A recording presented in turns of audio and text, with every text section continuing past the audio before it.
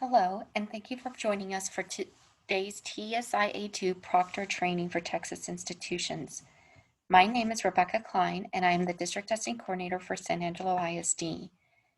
Today, my goal is to show you what a test day will look like and things that you will need to do to prepare. Today's learning objectives: learn about the suite of assessments and their functions in identifying student skills and abilities. Learn about Proctor eligibility and responsibilities. Learn to prepare students for test day by explaining what to expect and guiding them to the free practice resources. Learn how to navigate the testing platform. Today's training topics about the tests, proctoring eligibility and responsibilities, and test administration. The TSIA2 is a new test. It came January 11th. It was launched by College Board. It is customized assessments aligned to current Texas state standards. It is used for college readiness classification and includes ELAR and math. It's an online internet-based computer adaptive test. Testing tutorials for calculators and highlighter functionality is available. There are free customized online learning supports after testing. Online student portals are where students can send their test results to institutions. The online testing delivers a customized testing experience by using prior answers to estimate which item the student is likely to answer successfully. The question starts at a low-middle difficulty. As the student takes the test, if the student gets the question wrong, it will decrease in difficulty, and so on and so forth until the student completes the test. There are two proctor types. However, SAISD will only allow you to be a proctor, not a proctor reporter, unless your site manager or campus coordinator feels it is necessary. As a proctor, you might be asked to create student testing vouchers, and you will be asked to administer tests. To be a proctor, you must be a responsible adult, be vetted and authorized by the institution, be trained and certified, and you must have your own username and password, and that's not to be shared. Proctors cannot administer TSIA2 to members of their household, friends, or family members. Be engaged with any commercial test prep company. Your responsibilities on test day are: number one, to ensure proper test security before, during, and after testing. This means secure any all printed test materials, collect and monitor prohibited items such as phones or backpacks, distribute and collect and shred all scratch paper. You are also asked to, number two, safeguard against improper testing and cheating. You must check and verify student identity, circulate test center during the testing session, and remain engaged at all times. Avoid non-proctoring activities such as reading or sending emails. Student identification must be checked upon arrival at the test center. Before the student begins testing, you must check their ID. Proper IDs can include the driver's license, a high school ID, the Texas ID card, military, passport, tribal ID, naturalization card, or the counselor may have completed a College Board official ID form. Prohibited items include, but are not limited to, cell phones, student-owned laptops and devices, any device capable of recording audio or taking photos, any type of calculator, any student-owned keyboards, computers, or other assistive devices, dictionaries or other reference material, any paper besides the scratch paper that you provide. Student backpacks are allowed in the testing room. However, they must be placed in a central location away from the testing. On test day, if there is a violation, it is your due diligence as a proctor to prohibit this scenario from occurring. It is also your responsibility to report. If you see that a violation has occurred, you will need to stop the test session.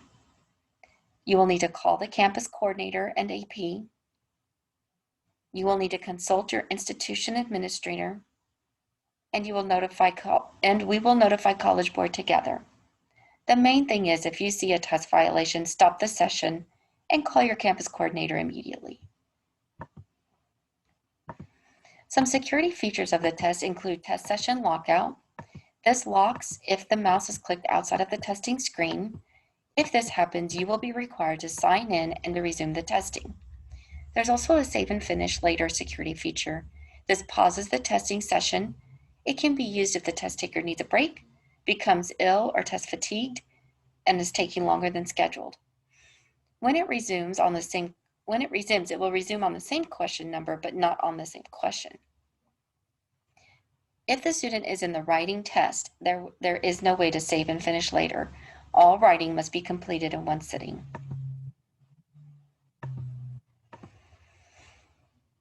There are two options for starting the test. On-demand test sessions are done in the counseling center. For our purposes, we will use number 2, vouchers. These are test tickets that are printed ahead of time by the campus coordinator. They are pre-registered students and designed for group testing on campus. Your test administration checklist will include, before test day, you must log into AccuPlacer as a user and complete and pass the ACTA certification test. This is a College Board requirement, not an SAISD requirement. However, you must turn in your certificate to the campus coordinator so that she or he knows that you have completed the ACTA. You must become familiar with the platform and how to start and resume sessions. Our technology department is aware of the testing dates and will do systems checks ahead of time. On test day, you will need to check the students' IDs, collect prohibited items, pass out scratch paper and pencil, distribute vouchers, start the testing session using the Proctor script in the training, administer and monitor the test, recheck the IDs if they take a break, collect scratch paper at the end of test to be destroyed, and return prohibited items in backpacks.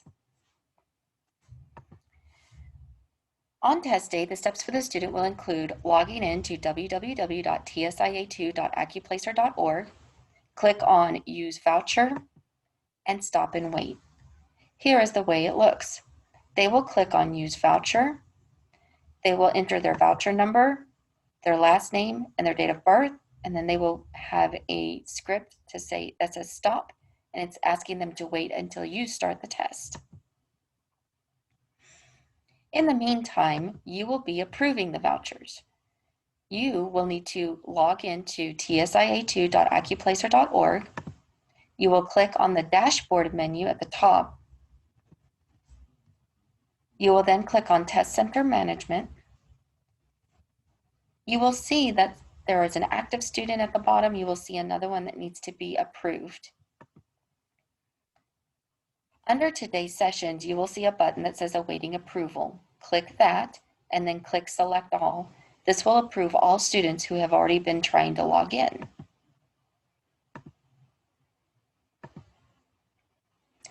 When a test is stopped and needs to be resumed, you will need to log into your platform, click on Administer Test on the navigation panel, click on the Manage Test Session, choose the date ranges, and then click Submit.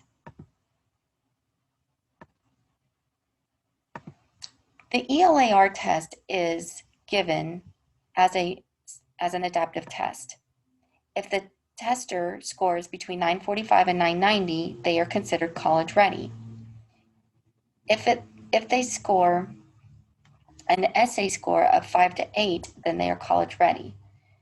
If they score 910 to 944, then they will be sent to a diagnostic test. If that is a level 5 or 6, then they will continue to do the right placer essay, and it must be a 5 or 8 to be college ready. If not, they will be given access to a locator code to create a plan for skill improvement. For the math test, if they score 950 to 990, then they are college ready. If they score 910 to 949, they will be sent to a diagnostic test. If that diagnostic test is a level 6, then they are considered college ready. If it's level 1 through 5, then they will be given access to a locator code to create a plan for skill improvement. If there are any problems during testing, it'll be important for you to know who to contact. Please make sure to contact your site manager or campus coordinator first, maybe an assistant principal.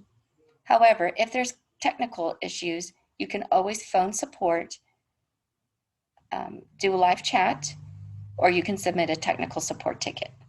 If you have any questions, you can also call Rebecca Klein at 947-3838. Thank you.